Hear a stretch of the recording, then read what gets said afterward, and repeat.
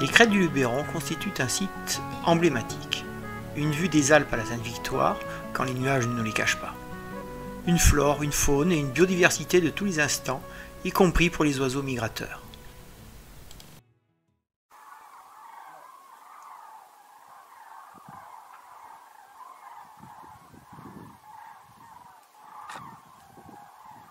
Les grues profitent de l'ascendant créé par les monts du Luberon pour reprendre de l'altitude et continuer leur voyage vers le nord.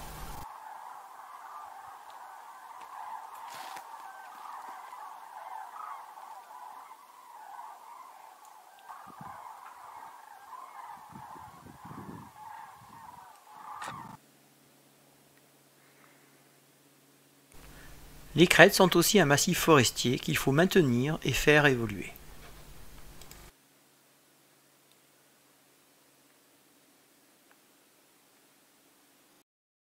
La concertation entre les propriétaires forestiers, munis de leur PEG et de sa planification, le CRPF, le Parc naturel régional du Luberon, les éleveurs, les exploitants forestiers et la direction départementale des territoires a permis de préciser le cahier des charges d'une opération répondant à l'intérêt collectif. Une coopération qui favorise le pastoralisme, la biodiversité exceptionnelle des crêtes du Grand Luberon, tout en contribuant à la protection des forêts contre l'incendie.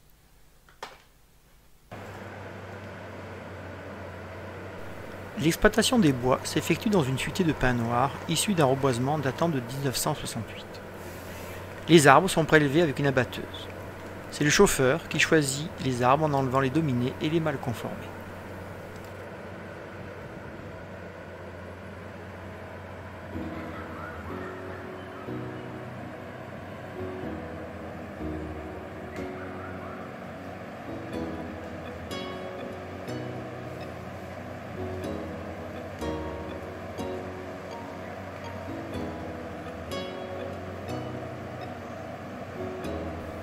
L'exploitation est dite en arbre entier. L'arbre est coupé en deux, un premier billon et le houppier sont mis en tas.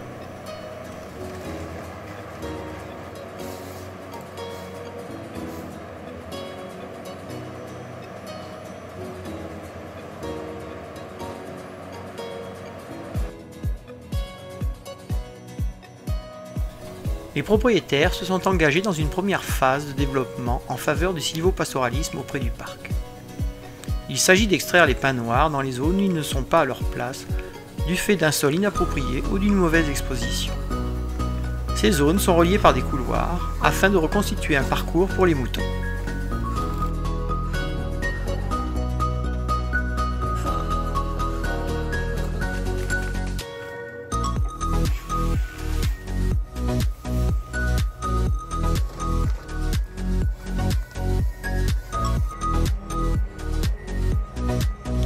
Ce chantier est aussi l'occasion de rencontrer un géant, peinant sous la charge, tout en tenant ses bâtons à la main.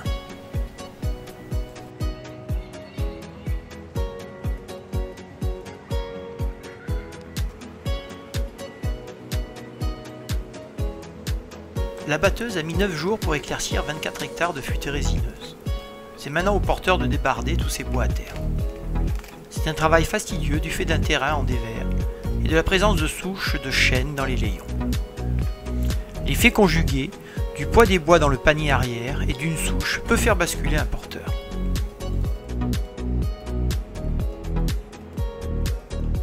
C'est pour cela que notre géant tient des billons dans sa grue sur le côté opposé au dévers afin de s'équilibrer et de limiter les risques de basculement.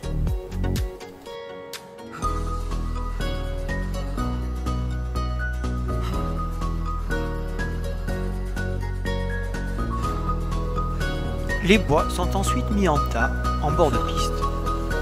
Un broyeur autonome de grande capacité ne mettra que quelques heures à réduire en plaquettes, billons et houppiers. La filière sciage est peu présente sur notre territoire et il faut produire de l'énergie renouvelable. La totalité de ces bois seront broyés.